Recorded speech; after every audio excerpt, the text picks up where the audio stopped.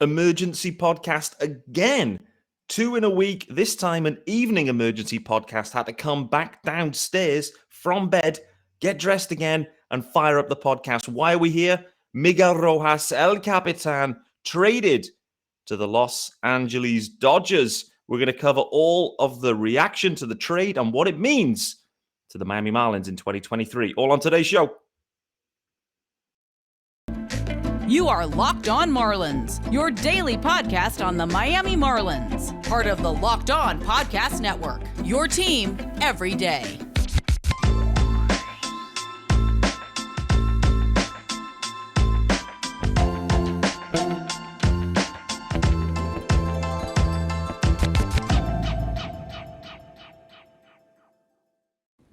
Greetings from England and welcome to Locked On Marlins. This is your daily Marlins podcast and I am your host, Peter Pratt. Hit me up on Twitter at @MiamiMarlins_UK.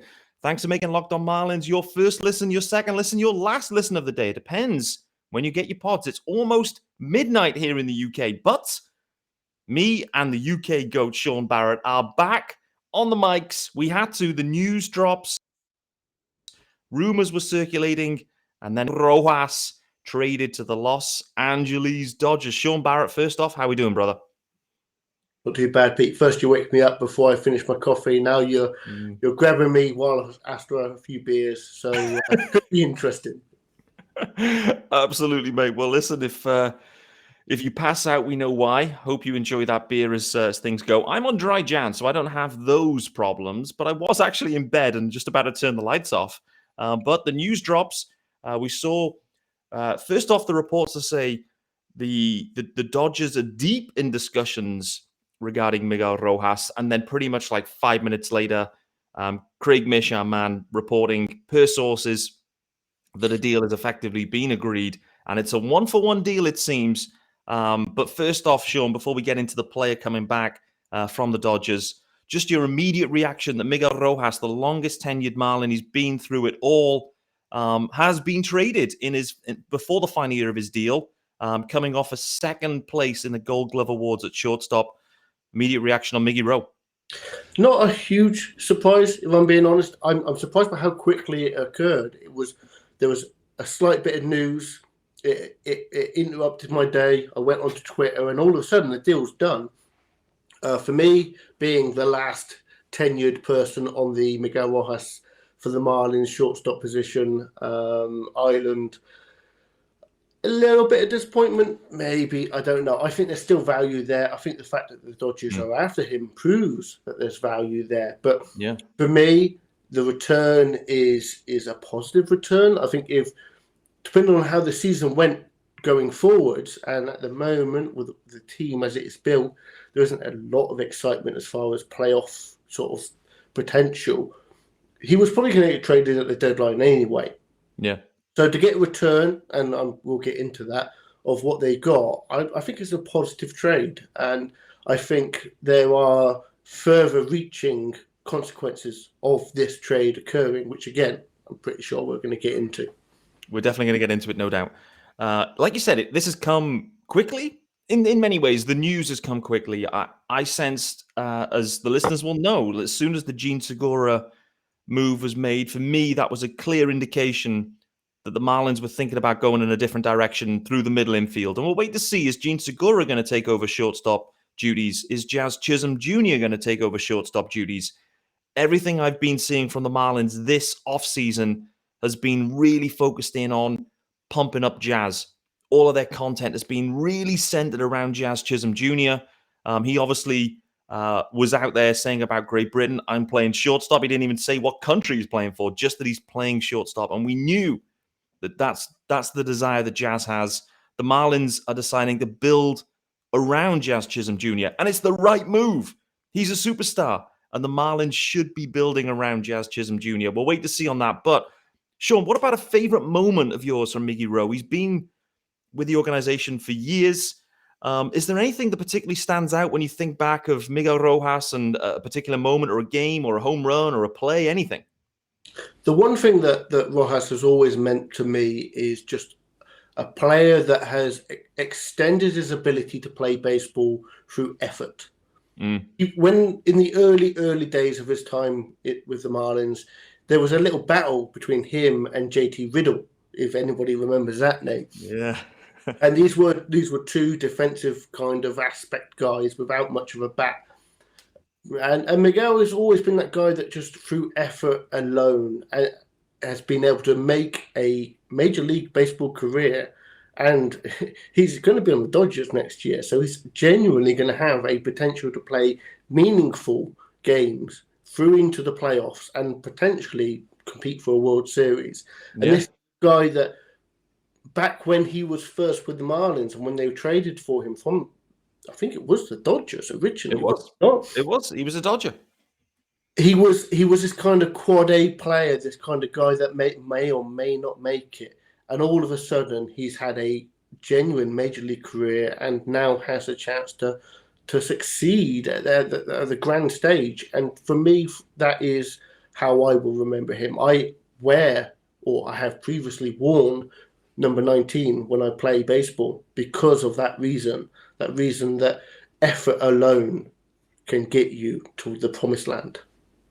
Absolutely. No, you can never knock Mickey Rowe's effort, his desire, his just keenness to be better. That's just when you speak to him, when you hear him talk, all the time, he's trying to squeeze out every last ounce that's in there and trying to put it on the field. So we can never, ever knock that. For me, I've got tons of Mickey Rowe moments that stick in my mind. The first one, I would say, is probably, I mean, I've got about 4 T-shirts with it on. The Air Rojas play where it was that kind of leap over, someone sliding in. It was against the Phillies, I think, from memory, but someone sliding in. Let's say it was Bryce Harper, and it was a signature moment from Mickey Rowe that ended up on tons of T-shirts. The other one from maybe the same year was his return back. He'd been on the COVID IL, I think, from memory. He was rushed back. The Marlins were in the hunt in 2020. Obviously, he wanted to get back. He came back. It felt like he was fresh off the doctor's bed almost. And in his first game back against the Nats, he unloaded a bomb against Patrick Corbin, which again was like a big moment. The Marlins won that game too, which ended up being crucial as well. So Mickey Rowe in that 2020 year, that for me was his pinnacle. That was his peak. It was when he really, truly emerged as the El Capitan. Marlins was different then. Everyone was living and breathing the Marlins, and Mickey Rowe was a big part of that. It was an us against the world kind of mentality for the Marlins because they were right at the kind of epicenter of this kind of, COVID outbreak situation. They were the first ones to be impacted by it. And Mickey Rowe was right. He was the heartbeat of that. That Marlins team was so scrappy. Scrapping wins. It's exactly the type of team that makes you think of Mickey Rowe. And what I can't forget as well, Mickey Rowe, and for those that maybe haven't listened, the former podcast I hosted, Fish Across the Pond, Miguel Rojas was a guest on that pod. So I've got, spent 40 minutes with Miggy talking on the pod, which again is another wonderful moment that I'll always remember. And the fact he gave me the time, and it was a great conversation, a great insight. So loads of moments with Mickey Rowe. He'll be missed. He'll be missed, Sean, I think, because the defense was sensational. He was probably robbed this year for the Gold Glove award, I guess, but the defense is going to take a step back, I think. I mean, it's hard to take a step forward when you've had the elite defense at shortstop for many, many years. But I think the Marlins clearly here are prioritizing some offensive upgrades, right? I think that's at the heart of this decision, is to try and get some offensive production back at the shortstop position. Absolutely. I mean, if you look at his career with the Marlins, it has been the case of where he's been a defensive shortstop. I think if he played for anyone other than the Marlins, then he'd probably have a better chance of having that Gold Glove kind of caliber, or even have that trophy. I think for me, the Marlins won't get a better defensive shortstop for many years. I think if they move Segura over there, or wherever they move Jazz over there, obviously the bat is upgraded, but the defense is lessened. I think ultimately this move isn't for anything other than off the field issues. I think what happened last year is what's that occurring is what has affected what we have now with him being traded. Yeah. I can't see a on the field reason to move him because of defense there as such value. He has been such a mainstay. That 1.5 to 2 WAR player for Miggy. I mean, he's not a star player. Let's not overinflate him. But that value with the contract value, when you're talking about the Marlins as well, that's so important for the team to have players that play above what they actually earn. So for the Marlins to make this move, for me, is slightly problematic, but why they do it, because ultimately that we are now in a position that you've got Segura and you've got Jazz and you've got that little bit of backup now, and they can move on from Miguel. And if that improves the clubhouse, we might not see that on the field, but that definitely has a value. I think you're starting to pull at the heart of this decision now, really, because to your point there, Miguel Rojas earning $4.5 million. He was a 2.5 WAR guy last year with a really poor bat.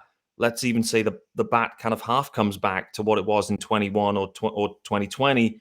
You've got a 3-4 WAR guy there at 4 million, 4.5 million, a guy who's been around a long time and could play pretty much any position. What that says, either A, they really like the deal in terms of the player coming back, and we're going to talk about him shortly, but I think you're really pulling at the strings here now about the Marlins have just made a decision. They may have made it some time ago that it's time to change the culture in the clubhouse. Miggy Rowe, the old El Capitan that's been around there enforcing the old rules. And we heard on the Rose rotation pod when he addressed it, he said, maybe I didn't take the right approach. Maybe, the rules, the unwritten rules, we see it on the field, but off the field too. Sometimes that prohibits players. It limits them. And I think the Marlins clearly, I think that's fed into this decision, Sean. I think you have to look at it and say, for them to trade Miggy Rowe and the value he brings on the field, particularly defensively, says to me that this isn't just an on-the-field decision. This is an off-the-field. And I think they've made a statement here to say, we're going to go in a different direction, take the clubhouse in a different direction, and let some of the young guys flourish, maybe. That's maybe at the heart of it, particularly Jazz Chisholm Jr., that maybe being hamstringed by Miggy Rowe. Let's talk about our good friends over at Bet Online, and then we'll talk about the player coming back and what it means for maybe some of the other remaining Marlins that we've touched on briefly as well. But guys, the episode is brought to you by Bet Online. And for those that were betting on Miggy Rowe to be traded to the Dodgers, it's time to go and cash it in, guys, I would say, because I think the odds would have been relatively long. I didn't have a price on that. But anyway, it's your number one source for sports betting info, stats, news, and analysis. All the latest odds and trends for every professional and amateur league out there, every single one of them. You've got the NFL playoffs kicking off this weekend, which should be sensational. Be sure to check all of the odds there. The Dolphins, seeing the news, the Tua won't be playing. So we'll prayers up for the Dolphins, I guess. They're the fastest and easiest way to get your betting info. Head to the website today or use your mobile device to learn more. Bet online where the game starts. Okay, Sean, we have a guy coming back, Jacob Amaya. We haven't talked about him thus far. It's right that we spent most of the time talking about Miggy Rowe, but Jacob Amaya, he's on the 40-man for the Dodgers, so we have to call that out. A middle infielder as well, at the upper minors levels, so kind of in that same range as like a Groshans and Javier Edwards that they've also traded for this offseason. What can the Marlins, or what are they seeing in this profile here from Jacob Amaya? For me, it is a case of, when I tweeted that out just before we jumped on, this is 24-year-old Miguel Rojas. It is a case of, defensively, he's been described as being the best the best middle infield defender in the organization of the LA Dodgers. Oof, so big claim. So for me, that is a guy that is absolutely going to be an above average shortstop for the Marlins in the future. and by the future, I mean potentially from June onwards this year. One of the interesting aspects of this player is that he's growing into some power, which I know that shortstop now you expect, these guys having 25, 30 home run power. But back in the day when I first became a fan of baseball, shortstops were defensive guys only. And if you got anything from the bat, then that was all gravy. For the Marlins, unless they draft and develop these stud guys, that's kind of where they have to be. The catcher, the shortstop, the center field, all being defensive first players because they're cheap. But you get more value from the money that you're spending on them. That's the reason why they brought in a guy like Stallings. That's why Rojas for many years, and we'll forget the center field for now. For me, Amaya brings in a guy that is essentially Miguel Rojas with a potential of having more power potential, which for me makes it even more incredulous. The Dodgers just don't promote him and have him be the guy that comes up for them. It's a real weird move for me because Rojas is probably going to start for them and move Chris Taylor into the sort of like bench role, utility role. And I remember when we were speaking about the Marlins bringing in Chris Taylor, like the money that they're spending on him makes it even more incredulous that they're going to bring him in to put him, Chris Taylor, on the bench. For me, this is a major deal for the Marlins. This is a major upgrade on their potential future because we know that Miguel was going to go. He's going to walk at the end of this year. So to get value that we might see at the major league level this year that might actually be better than Miguel Rojas is incredible. There we go. Feels like, I mean, if that assessment rings to be true, which no reason to doubt at this point, they've effectively moved a 1-year Miggy Rowe, who's 34, and gone and got a fully controlled 24-year-old Miggy Rowe with more pop. Kim, another stormer. I tell you what, Kim, these trades, they don't seem to come quite as often as maybe we'd like as Marlins fans. However, when they come, I must say, Kim always seems, on the face of it, to get the better of these deals. This, for me, looks like a great deal. Like I said, Miggy Rowe, if the bat does play, he is a 3-4 WAR kind of guy because of the defense. But for the Marlins, they need to be turning those 1-year guys into 6-7 years. And that's the beauty of, 700 grand guys, I guess, for the next couple of years. So do we think he could be, let's kind of segue into what it means. Do we think that they could be bringing Amaya in to start? Could he be brought in as the starting shortstop, do we think? Or is this someone else in that position? It's a really interesting conversation, isn't it? Because it's going to be hard to follow me here, but if they don't start Amaya at shortstop, then are they going to start Jazz at shortstop? Keep Segura at second base, and then have Groshans play third base. It's interesting. I mean, if you keep Amaya at shortstop, keep Jazz at second base, you move Segura over to third base, and you have Groshans kind of in and out in a bench role. I think between the 4 or 5 players that we're talking about here, you're talking about flexing people across. I think if you're going to start Chisholm at shortstop, you just start him at shortstop, and he gets all 500 at bats. I've spoken a lot about Jazz. I've even written about Jazz this week, and I factored in the idea that maybe he would start more games at shortstop. And this move for me, I've been off the Jazz at shortstop idea until now. You forced into it. I genuinely now feel that is where the team are pushing themselves towards.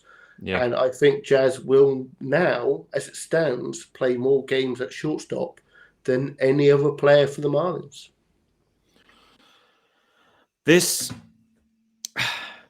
We don't know. We don't know any information thus far, and we got to wait to see how the pieces all drop. For me, I've been convinced of it. I've been convinced that they're happy with Jazz. Everything we've heard coming out is that they still see Jazz playing shortstop. He wants to play shortstop, and I believe he signed Segura to play second base. It was, to me, it was clear. They were talking about Gavin Lux. They were talking about Gleyber Torres. They were talking about Brendan Rodgers. Everyone they were talking about was a second baseman. And to me, they were the signals. They're getting in a second baseman, and then they're going to slide Jazz, the shortstop. That doesn't help us at third base still, though, Sean, I have to say, because at third, for me, right now, you've got a Wendell, Birdie, Groshans kind of platoon going on. Those three will kind of split time maybe at third and across the middle infield as well. But actually, that's probably a nice little blend, actually, there with, Birdie, Wendell, Groshans. I'd be relatively okay. The reality is at third base, like I think I talked about it maybe last week, it's a position of need, I think, within the organization. We don't have a prototypical third baseman. We also need to address first base as well, in terms of there has to be another first baseman on the roster. I know Kim today mentioned, well, maybe Miggy Rowe can slide over there. Maybe Nick Fortes can slide over there. Well, Miggy Rowe won't be sliding over there, and I don't think Nick Fortes should be sliding over to first base either. So I think she was saying all she could say. What she didn't say, though, not to segue us off, but what she didn't say was, we're thinking about Heirar Encarnacion there at first base. And every indication for me about Heirar Encarnacion has been, I think he's surplus to requirements, because they're not trying him at first, even though he's played a little bit in winter ball in the minors. There's a clear need at first, and they're still not trying him at first. That says to me, I'm not sure what the future looks like for Heirar Encarnacion, to be honest with you, with the Marlins organization. It looks a little bit blocked in the corners. I think they're going to add a stick. That was another major thing from Kim today, though, as well, Sean. I'm sure you've seen is, we're looking at a bat, and I think there could be plural there, to be honest with you. But where do we see third base? Where's your head at on that position specifically? And then we'll kind of wrap up here. I think at this point it has to be Groshans, because when Kim said we're looking to add a bat, in my head I was thinking just one. I mean, there's a gap at center field. We know that. We need a guy at first base to back up Coop, because the idea, this was pre-trade, but Rojas at first base, he can play first base, don't get me wrong, but the bat is just, it's not. It doesn't play, right? It doesn't play at first. Nick Fortes can play at first, but again, the bat. But are you going to play both? Are you going to start both your catchers in a game? I mean, where's the sense in that? They have to go out and get a first base bat. Yeah. We know that they don't have to, but they really do need to going out there and get a centre field bat. They do. And if they fill those two gaps and Groshans plays third, I'll live with it. But if they don't fill those two bats, then they need to fill the third base spot, because Groshans, as good as I think he might actually be, he's young and he's raw, and 500 at bats at Groshans is not for me a competitive way to run a baseball team. So a bat is not enough. It needs to be two of those three, and ideally it needs to be all three. Agreed. They need a lefty first base stick. Lewin Diaz, by the way, back on waivers. He's been DFA'd again. This is the most hilarious situation ever for Lewin. I can't even imagine what he's thinking. But they need a lefty stick at first base to spot with Coop. They definitely have to do that. I mean, I'd love for them to find a solution, a long-term solution at third base. They drafted Jacob Berry. He's not playing third base ever in the major leagues. I'll buy everyone here a bottle of wine if Jacob Berry starts more than 10 games for the Marlins at third base in his career. I just can't see that happening. And like you said, they still need a center fielder. And actually, there's room to address one of the corner spots too. There's a lot of work to do here. One final news and note before we get out of here. Charles LeBlanc clears waivers. So after all of that hyperbole around Charles LeBlanc, he ends up clearing waivers. He can still elect free agency because he's been drafted back in, I think, 2016 or 17. So he's been a pro for a certain amount of time. So even though the service time isn't there, he can still elect free agency. I think Kim spoke about it today, saying hopes he remains with the organization. He wasn't claimed. Surprised that he wasn't claimed, or is he just, I guess, organizational depth at this point? Yeah, he is organizational depth. I spoke a little bit about him on Twitter. It is a case of he is a quad A baseball player Yeah. who I think his 370 plus BABIP reached him to a 107 WRC plus with below average defense.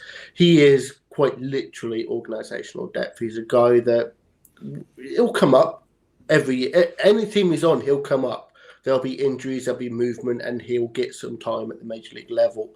But he's not a player, even though he had his period of time with the Marlins last year where he was hitting well, and we were like, oh, who is this guy? Where's he come from? Ultimately, he is depth. Yeah, agreed.